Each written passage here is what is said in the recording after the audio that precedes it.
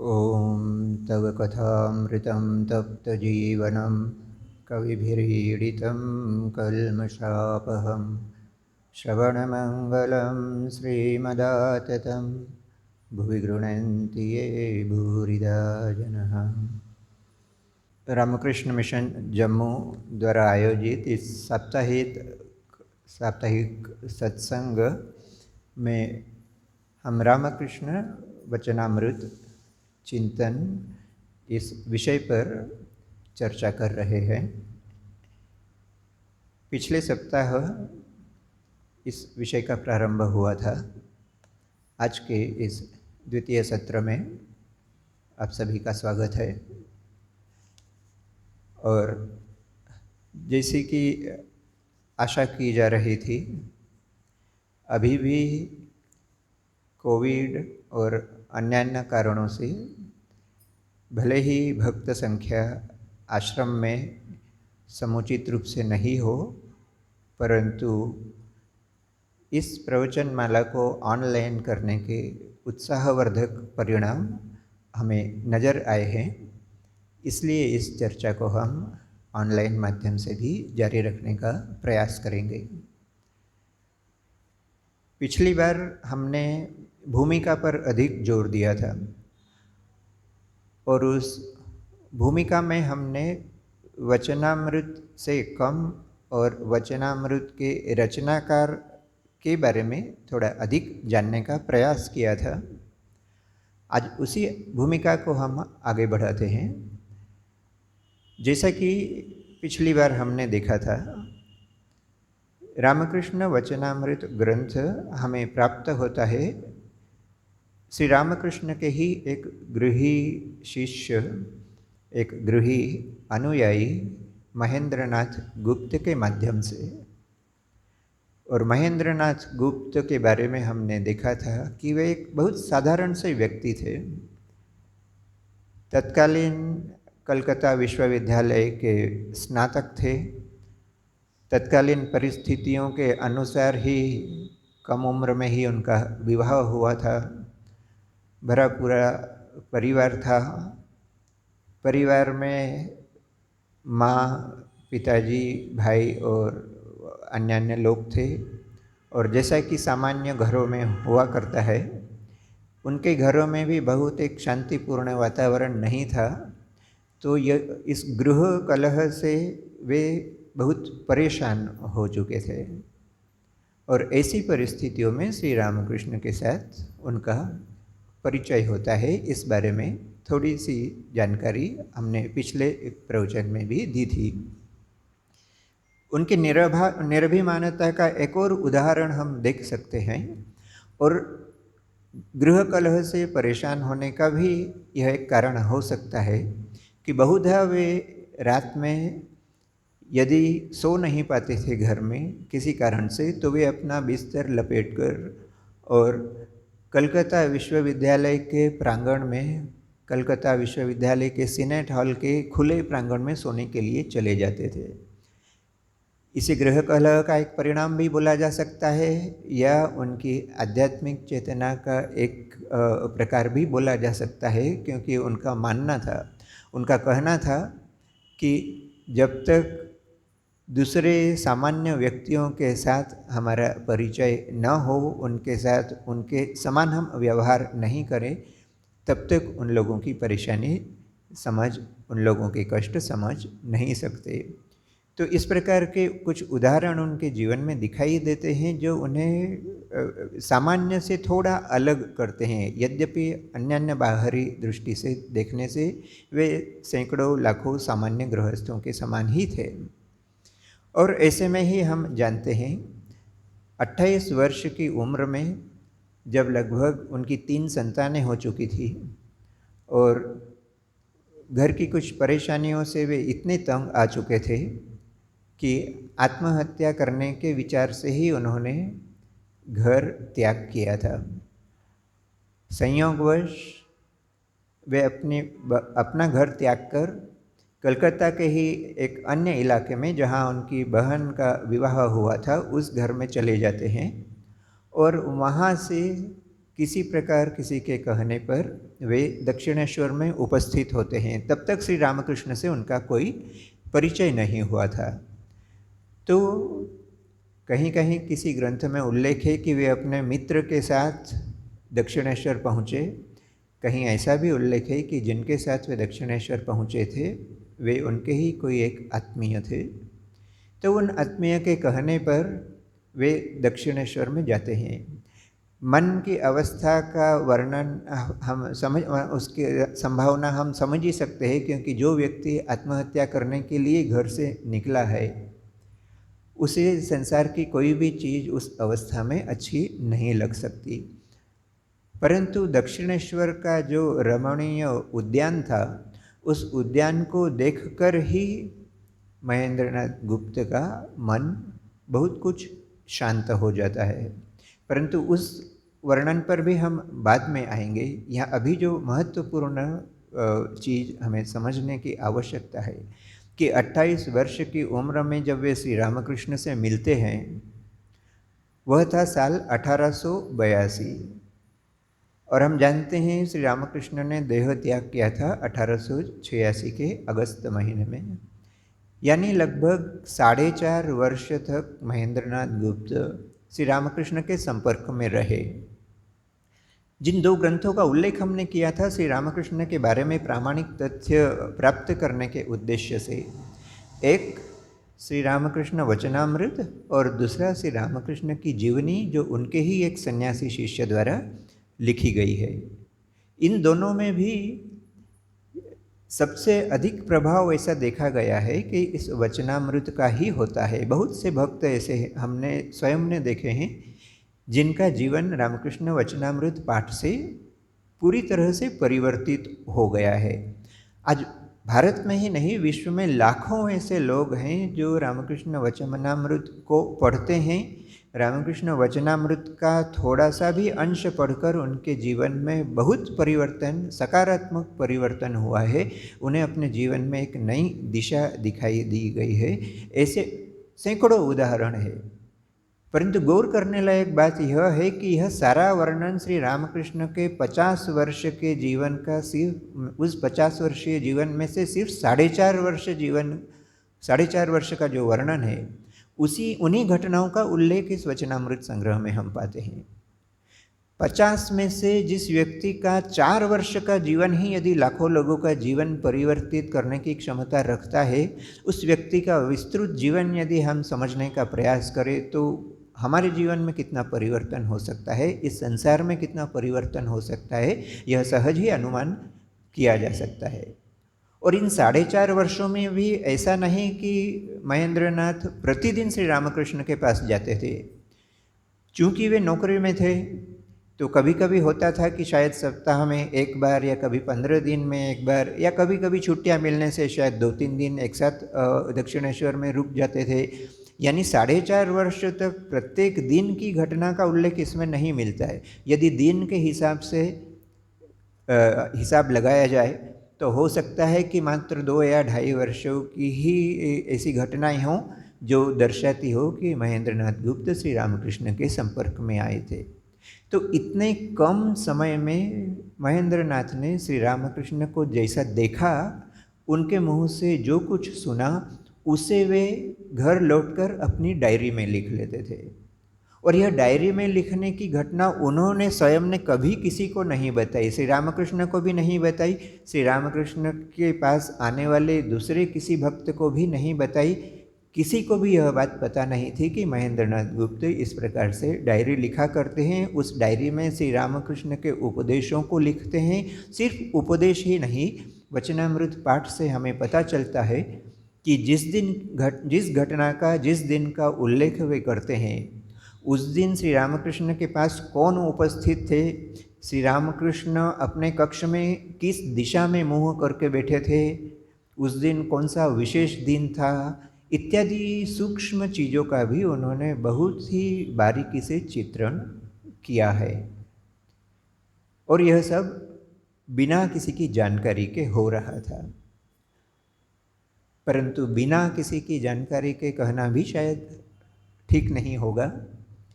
एक कहानी है ना कि एक गुरु ने अपने शिष्यों को एक मिठाई या एक केला कुछ देकर कहा कि इसे ऐसी जगह जाकर खाना है जहाँ कोई देख नहीं सके। तो कुछ समय पश्चात सारे शिष्य लौट कर आते हैं और बताते हैं किस प्रकार ऐसी गुप्त जगह पर जाकर उन्होंने मिठाई खाई। परंतु एक शिष्य उस मिठाई को लेकर वापिस आ जाता है। गुरु ने उससे पूछा कि तुमने क्यों नहीं खाई? तो शिष्य का जवाब था, जहाँ भी मैं जाता हूँ, भले कोई मनुष्य, पशु, पक्षी, प्राणी कोई नहीं हो, परंतु मुझे ऐसा प्रतीत हो रहा था कि ईश्वर तो सभी जगह विद्यमान है, ईश्वर से तो छुपकर कुछ काम नहीं किया जा सकता। इस घटना का उल्लेख अचानक इसलिए याद आ जाता है क्योंकि हम जो बात कर रहे हैं, महेंद्रनाथ गुप्त डायरी लिखते थे, इसका पता किसी को भी नहीं था, परंतु एक व्यक्ति था जिसे इसका पता था। उन्होंने कभी स्पष्ट रूप से इसे बोलकर नहीं बताया, परंतु कुछ घटनाएं बताती है कि उन्हें पता था, और ये व्यक्ति और कोई नहीं, स्वयं श्री रामकृष्ण थे। महेंद्रनाथ गुप्त ने श्री रामकृष्ण को नहीं बताया, न श्री रामकृष्ण ने कभी महेंद्रनाथ गुप्त से कुछ पूछा। परंतु इसी वचनामृत में यदि हम बारीकी से पढ़ने का प्रयास करें तो इसमें हम कुछ ऐसी घटनाएं पाएंगे जहाँ श्री रामकृष्ण कुछ उपदेश देने के पश्चात महेंद्रनाथ से प्रश्न करते हैं, और किसी से नहीं। उस समय कक्ष में बहुत से भक्त उपस्थित रहते हैं, परंतु श्री रामकृष्ण सिर्फ महेंद्रनाथ से प्रश्न करते हैं, अच्छा मैंने जो बताया तुम्हें समझ में आया? यह प्रश्न और किसी से वे नहीं करते, परंतु महेंद्र से यह प्रश्न किया जाता है, क्या मैंने जो कुछ बताया वह तुम्हें समझ में आया? और तत्पश्चात यदि महेंद्रनाथ उस बात का जवाब देते हैं, यदि ना में देते हैं तो श्री रामकृष्ण अपने उपदेशों को पुनः समझाने का प्रयास करते हैं। यदि वे हाँ में उत्तर देते हैं तो श्री रामकृष्ण फिर से क्रॉस क्वेश्चन करते हैं, अच्छा बताओ मैंने क्या बताया? और उस घटना का वर्णन करते समय यदि महेंद्रनाथ गुप्त यदि सटीक वर्णन नहीं करते हैं तो श्री रामकृष्ण फिर उसमें संशोधन करते हैं, कहते हैं कि नहीं नहीं ऐसा नहीं, मेरा कहने का तात्पर्य ऐसा नहीं जो तुम बता रहे हो, मेरा कहने का तात्पर्य अन्य प्रकार से था। इस प्रकार की कुछ घटनाएं हम वचनामृत में पाते हैं।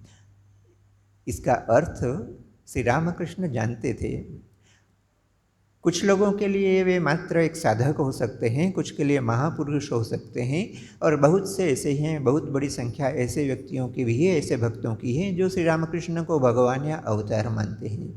और यदि वे भगवान या अवतार या युगावतार कुछ थे तो निश्चित रूप से उनका कार्यक्षेत्र विस्तृत था, और उस विस्तृत कार्यक्षेत्र में यदि उन्हें आवश्यकता महसूस हुई थी एक विवेकानंद की, तो उन्हें निश्चित रूप से आवश्यकता महसूस हुई होगी महेंद्रनाथ गुप्त की भी, जो उनके इन वार्तालापों को सहेज कर रखे ताकि भविष्य की आने वाली पीढ़ियाँ, भविष्य में आने वाले लाखों करोड़ों व्यक्ति उनके इन उपदेशों को उन्हीं के माध्यम से सुन सके। उन्हीं के माध्यम से यानी उन्होंने जिस भाषा में वे उपदेश दिए, आज वचनामृत में हमें वे उपदेश उसी भाषा में उसी प्रकार से मिलते हैं। इसका साक्षात उदाहरण है कि श्री रामकृष्ण स्वयं महेंद्रनाथ गुप्त से उस संशोधन करवा लेते थे, ताकि भले स्पष्ट रूप से उन्हें नहीं कहा गया हो कि महेंद्र उनकी बातों को डायरी में लिखते हों, परंतु श्री रामकृष्ण कहीं न कहीं इस बात को समझते थे और वे चाहते थे कि महेंद्रनाथ ऐसी कोई बात न लिखे जो उन्हें स्वयं को समझ में नहीं आई हो। और ऐसा भी नहीं कि श्री रामकृष्ण यह जो प्रश्न पूछते थे यह सिर्फ हमारी कपोल कल्पना है। यदि किसी महापुरुष का जीवन लिखा जाए, महापुरुष क्यों, किसी सामान्य व्यक्ति के बारे में भी यदि हम कुछ बात करें तो निश्चित रूप से उस व्यक्ति के आसपास रहने वाले दूसरे व्यक्ति यदि इस वर्णन में कुछ त्रुटि पाते हैं तो वे उस बात का विरोध करते हैं। परंतु श्री रामकृष्ण के जीवन में देखा जाता है कि वचनामृत में जो वर्णन श्री रामकृष्ण के उपदेशों के बारे में दिया गया है, कहीं न कहीं श्री रामकृष्ण का तो उसमें प्रश्रय था ही।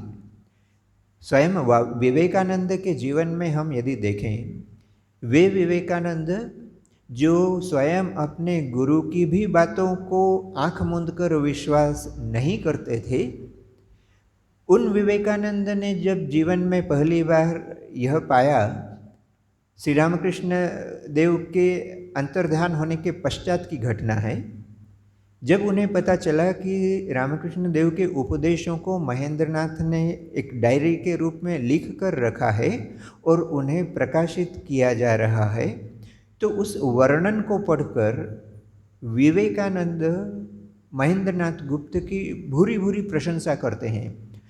यदि हम किसी पर संतुष्ट होते हैं तो हम धन्यवाद देते हैं। विवेकानंद ने एक पत्र में महेंद्रनाथ गुप्त को लिखा है, 1 लाख थैंक्स टू यू।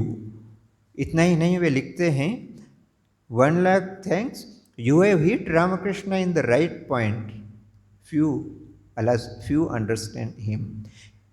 यानी श्री रामकृष्ण को सबसे अधिक यदि कोई समझने की क्षमता रखते थे तो विवेकानंद, और वे विवेकानंद महेंद्रनाथ को प्रमाण पत्र दे रहे हैं कि तुमने श्री रामकृष्ण को ठीक ठीक समझा है। और यह सर्टिफिकेट, यह प्रमाण पत्र उन्होंने तब दिया था जब उन्होंने महेंद्रनाथ गुप्त द्वारा प्रकाशित कुछ पत्रिका का कुछ अंश उन्होंने पढ़ा था। इतना ही नहीं, और एक अन्य पत्र में विवेकानंद महेंद्रनाथ को ही लिखते हैं, बहुत कुछ लिखते हैं। उसमें से एक वाक्य ऐसा है, never was the life of a great teacher brought before the public untarnished by the writer's mind. यानी शायद ही कभी ऐसा हुआ हो कि किसी महान व्यक्ति का जीवन चरित्र लिखा गया हो और उसमें लेखक की छाप नहीं पड़ी हो। स्वामी जी उदाहरण देते हुए कहते हैं, Socratic dialogues are Plato all over. You are entirely hidden.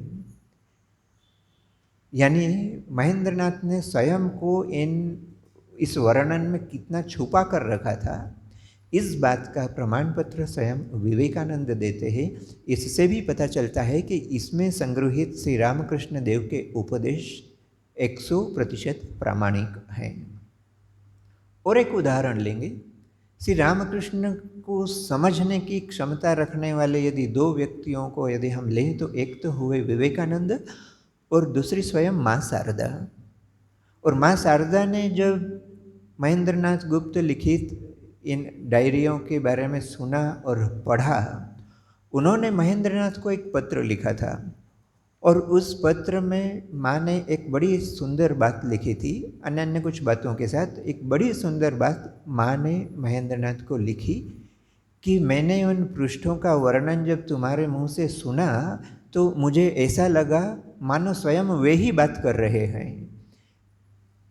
यदि इस बात का प्रमाण पत्र देती है कि महेंद्रनाथ द्वारा श्री रामकृष्ण के उपदेशों को पढ़ने के बाद ऐसी प्रतीति होती है कि स्वयं श्री रामकृष्ण बात कर रहे हैं, स्वयं श्री रामकृष्ण साक्षात उपदेश दे रहे हैं, तो इससे बड़ा प्रमाण पत्र संभवतः और कुछ नहीं हो सकता।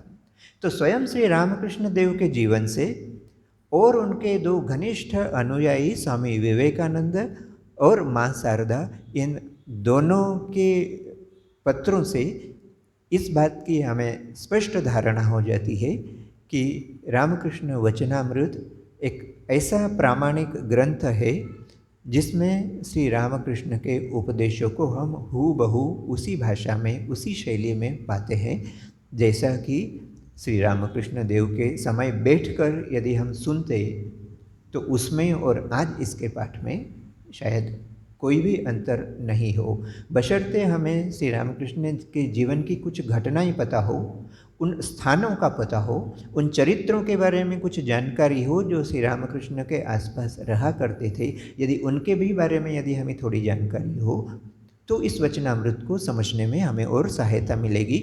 और इसी प्रयास के लिए यह रामकृष्ण वचनामृत चिंतन, इसका प्रारंभ हमने किया है।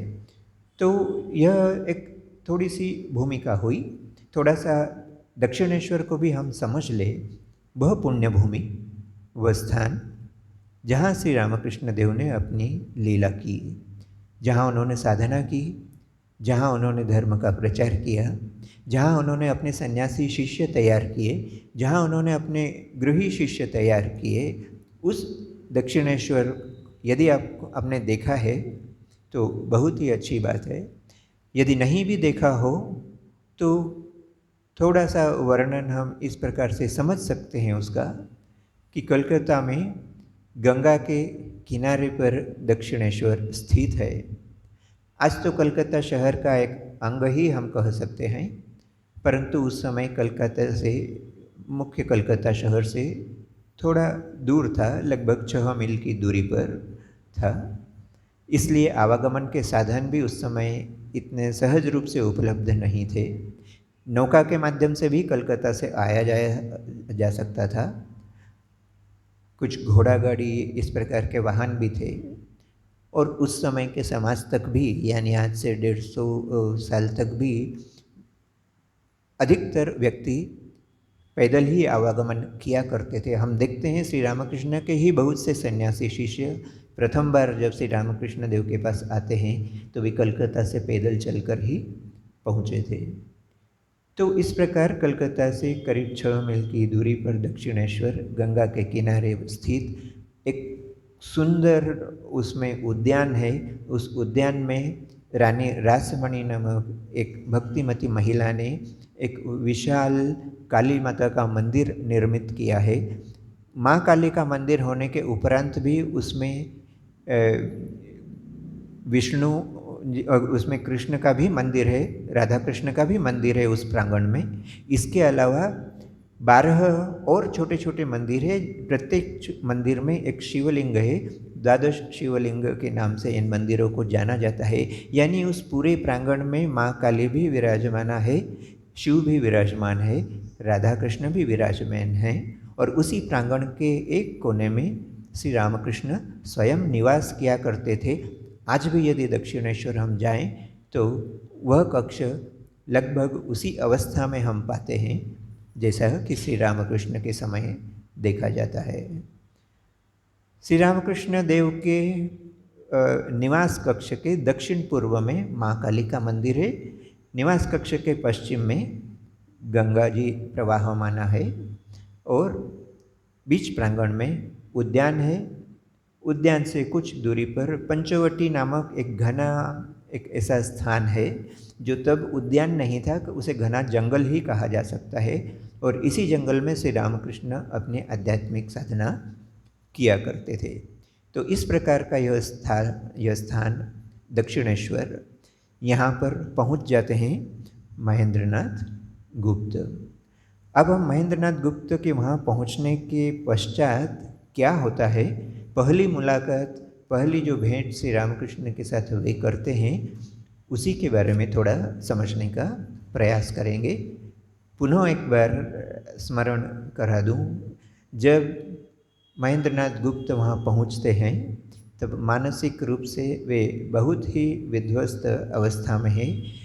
संसार त्याग करने की, आत्महत्या करने की भी बात उनके मन में आ रही है और ऐसी मानसिक अवस्था में वे श्री रामकृष्ण के पास पहुँचते हैं। स्वामी विवेकानंद कहा करते थे, रामकृष्ण यदि चाहें, हम लोग विवेकानंद को इतना महान कहते हैं, विवेकानंद की निरभिमानता का उदाहरण है। वे कहते थे और कहते नहीं थे, वे मानते भी थे, श्री रामकृष्ण यदि चाहें तो धूल के एक कण से विवेकानंद का निर्माण कर सकते हैं। यह सिर्फ एक उक्ति नहीं थी, यह सिर्फ उनके एक भाव व्यक्त करने का तरीका नहीं था। महेंद्रनाथ के जीवन में हम देख सकते हैं, बाह्य रूप से महेंद्रनाथ बहुत एक सामान्य व्यक्ति नज़र आते हैं, जो जीवन में आशा भी खो चुके हैं। ऐसे महेंद्रनाथ श्री रामकृष्ण के संपर्क में आते हैं, उनका आत्महत्या करने का विचार तो न जाने कहाँ चला जाता है। वे श्री रामकृष्ण से प्रथम मुलाकात में ही इतने प्रभावित होते हैं कि जीवन की जिन परेशानियों का मुकाबला वे कर रहे थे, वे परेशानियां भी कहीं पीछे छूट जाती है। वे गुप्त रूप से श्री रामकृष्ण देव के उपदेशों को लिखते हैं और उन उपदेशों को बाद में प्रकाशित कर रामकृष्ण वचनामृत ग्रंथकार के रूप में हमारे सामने आज अमर हो जाते हैं। यह एक सामान्य व्यक्ति को अमर बना देने का श्री रामकृष्ण का उदाहरण हमें बताता है कि श्री रामकृष्ण की कृपा दृष्टि हो तो किस प्रकार से एक सामान्य जीवन भी असामान्य जीवन में परिवर्तित हो सकता है। ऐसे हमारे महेंद्रनाथ गुप्त श्री रामकृष्ण के पास जब दक्षिणेश्वर में उपस्थित होते हैं तो पहला ही प्रभाव उनके ऊपर जो पड़ता है वे जाकर देखते हैं। याद रखना होगा कि इसके पहले उन्होंने यदि रामकृष्ण का नाम सुना भी हो, क्योंकि हम जानते हैं वे ब्राह्म समाज से प्रभावित थे, केशव चंद्र सेन से प्रभावित थे, और इस बात को सहज अनुमान किया जा सकता है कि उन्होंने ब्राह्म समाज द्वारा प्रकाशित पत्रिकाओं में कहीं न कहीं श्री रामकृष्ण के नाम का उल्लेख पढ़ा होगा या किसी के माध्यम से सुना होगा। परंतु आज प्रथम साक्षात्कार होने जा रहा है। कुछ पुराने हमारे एडिशन है वचनामृत के, उनमें यह घटना मार्च 1882 की बताई जाती है। स्वयं महेंद्रनाथ गुप्त ने इसमें बाद में परिवर्तन करके उसे संशोधित किया था। तो ऐसा माना जाता है कि यह शायद संभवतः 26 फरवरी 1882 की घटना है, जब महेंद्रनाथ श्री रामकृष्ण के सम्मुख प्रथम बार उपस्थित होते हैं। और प्रथम उपस्थिति में ही उन्हें जो आभास होता है उसका प्रकाश वे इन शब्दों में करते हैं। मास्टर यानी महेंद्रनाथ। मास्टर खड़े खड़े आश्चर्य मुग्ध होकर देखने लगे। उन्हें ऐसा प्रतीत हुआ मानो साक्षात शुकदेव भगवत प्रसंग कर रहे हैं तथा उस स्थान पर सभी तीर्थों का समागम हुआ है, अथवा मानो श्री चैतन्य देव पूरी धाम में रामानंद स्वरूप आदि भक्तों के साथ बैठकर भगवान का नाम गुणगान कर रहे हैं। यह पहला प्रभाव होता है मास्टर के ऊपर, महेंद्रनाथ के ऊपर श्री रामकृष्ण को देखकर। इस घटना से, इस वर्णन से विशेष हमें इसमें कुछ नज़र नहीं आता, परंतु याद रखना होगा वे उस समय के एक शिक्षित युवक थे, और उस समय के शिक्षित युवक और आज के शिक्षित युवक में फिर भी एक समानता तो फिर भी देखी जा सकती है। भले बीच में करीब 150 साल गुजर चुके हों, उससे ज़्यादा करीब 200 साल के करीब समय होने आया हो, 200 नहीं भी हुआ हो, पर एक शताब्दी से अधिक का समय बीत चुका है। आज भी सामान्य रूप से देखा जाता है शिक्षित युवकों का धर्म के प्रति रुझान कम है, ऐसी शिकायत प्राय सुनने में आती है। और यदि ऐसे युवक संयोगवश भी यदि किसी आध्यात्मिक पुरुष के पास चले भी जाएं तो मन में श्रद्धा का भाव लगभग नहीं के बराबर ही उपस्थित होता है। उस समय भी विशेषकर कलकत्ता में ऐसी ही परिस्थितियां थी।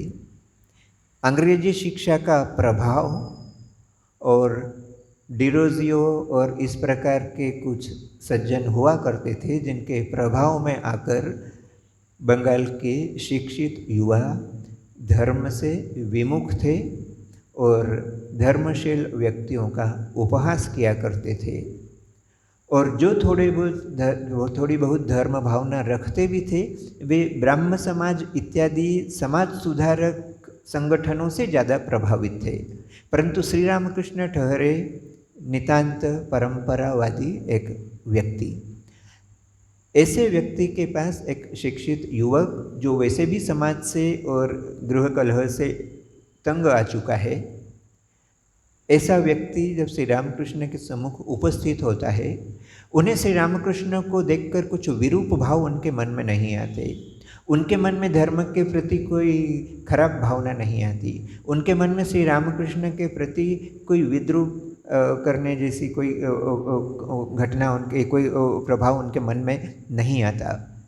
वरन पहले ही साक्षात्कार में जहाँ श्री रामकृष्ण से उनका वार्तालाप भी नहीं हुआ है, परंतु वे वर्णना करते हैं कि मैं वहाँ जाकर जब उपस्थित हुआ तो मुझे ऐसा प्रतीत हुआ मानो वहाँ साक्षात शुकदेव बैठकर धर्म प्रसंग कर रहे हैं या स्वयं चैतन्य देव वहाँ बैठकर भक्तों के साथ धर्म प्रसंग कर रहे हैं।